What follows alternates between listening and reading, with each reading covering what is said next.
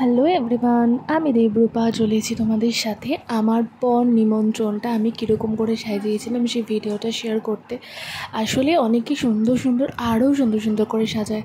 আসলে যাদের হাতে সময় নেই তারা কি করবে বলো। আমি হচ্ছি ওয়ার্কিং ওম্যান, অফিস থেকে এসে সমস্ত কাজ আমাকে সামলাতে হয়েছে।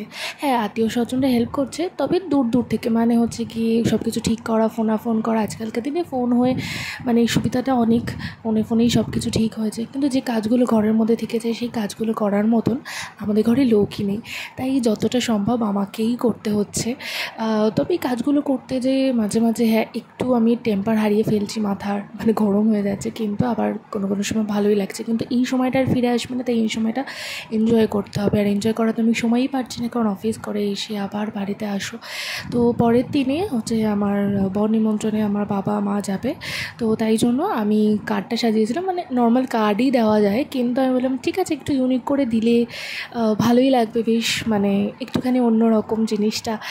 বিয়েতে সবাই সব কিছু স্পেশাল করতে চায় তাদের সামর্থ্য মতো, আমিও ভাবলাম। তো এটা হচ্ছে তত্ত্বের ডালা, এই ডালাটা আমার প্ল্যান কেনা ছিল না, আমি তত্ত্বের ডালা থেকে এটা নিয়ে এসে আমি কার্ডটা একটু সেট করছিলাম যে কীভাবে দিলে ভালো লাগবে, মাকে জিজ্ঞেস করছিলাম। আর তার সাথে তো পান সুপুরি দেয়, তাই ভাবলাম পানটা কীভাবেই সাজিয়ে দিই। পানটাকে তো মানে এর থেকে আরও হয়তো ইউনিক আইডিয়া অনেকে হয়তো অনেক যারা এরকম তত্ত্ব সাজায় তাদেরকে দিয়ে করায়। আমার আসলে সময়ের অভাবে তাদের সাথে কন্ট্যাক্ট করা বলো, তাদের সাথে কথা বলা, এখনও আমার বেশ 7 দিন বাকি, কিন্তু এখনও প্রচুর কাজ বাকি আছে। মানে আমার মাথাটা জাস্ট বন করে ঘুরছে, আমি ঠিক সময়ে সব কাজ সামলে উঠতে পারবো কি না, সব কিছু অ্যাভেলেবেল থাকবে কি না।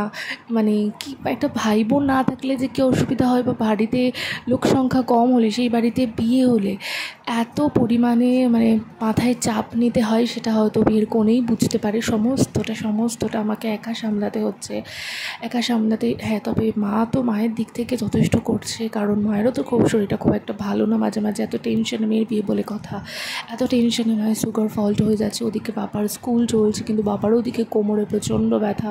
মানে সবাইকেই সব সুস্থতা বজায় রেখে, সব দিক মাথায় রেখে।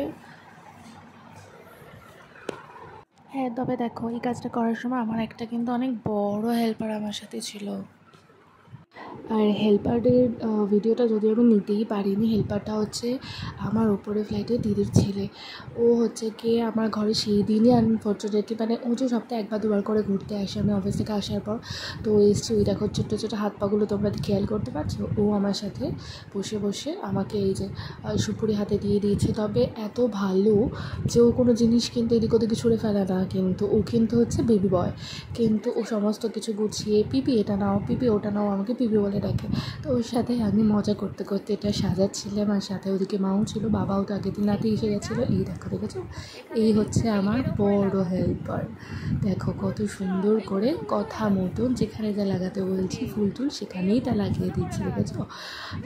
ও মানে যেটা বলে ও সেটা শোনে, মানে ও কোনো দুষ্টুমি করেই না। দুষ্টুমি ওর একটা নিজের জগতও বানিয়ে নিয়েছে, ঠিক আছে। তো যাই হোক, যখনই ঘুরতে আসে তখনই পিপি মেকআপের বক্স করে নিয়ে বসে পড়ে। তো মোটামুটি সাজানো হয়ে গেছে, আর ও বলছে যে আমি এই ফুলগুলো লাগাবো পিপি।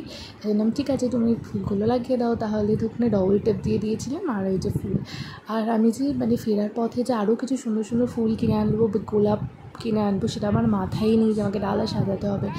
আর মানে অফিস থেকে ফিরে বারাসাত নামার পর না একদম ইচ্ছা করে না যে আমি একটু যাই, একটুখানি আরও কিছু কিনি। মানে আমার শরীরেই দেয় না সেই জিনিসটা। আর তাহলে যদি অফিস থেকে আমার বাড়ি অবধি একটুখানি বসে আসতে পারতাম, বাসে অত ভিড়ে আমাকে দাঁড়িয়ে আসতে হয়, আরও মানে হেডেক হয়ে যায়, আর আরও পা ব্যথা শুরু হয়ে যায়। মানে কী বলবো, যাই হোক, মানে যে এই যে আগের সময়টা একটা এনজয় করার সময়, একটা মনে মনে কাউন্টিংয়ের সময়, সেই জিনিসটা আমি ফিলই করতে পারলাম না আমার বিয়েতে। এটা হয়তো আফসোস আমার থেকেই যাবে, কারণটা হচ্ছে কাজ। হ্যাঁ, তবে ভগবানের কাছে আমি অশেষ ধন্যবাদ যে তুমি আমাকে কাজ করার ক্ষমতা দিয়েছো। আমি কাজ করছি, আমি নিজে ইনকাম করছি, আমার নিজের ইচ্ছে মতো আমার বিয়েতে আমি কিছু কিনতে পারছি, আমি নিজে কিছু করতে পারছি। এই জন্য আমি অশেষ ধন্যবাদ আমার ভগবানের কাছে, আমার বজরংবলীর কাছে, যে আমাকে সেই ক্ষমতাটা দিয়েছে। আমি নিজে কাজ করে নিজের স্বাধীনতা মতো নিজে আমার বিয়ের জন্য কিছু করতে পারছি। আর কাজ করার মানে কাজ করে যাওয়া, আয় উৎসর্গ বাড়ানো, এটা তো চরম সৌভাগ্যের ব্যাপার, চরম আশীর্বাদের ব্যাপারই। আশীর্বাদটা আমার মাথার উপরে আছে, এই জন্য আমি খুবই, বাকি সব মন খারাপ আমি ঠিক মানিয়ে নিই।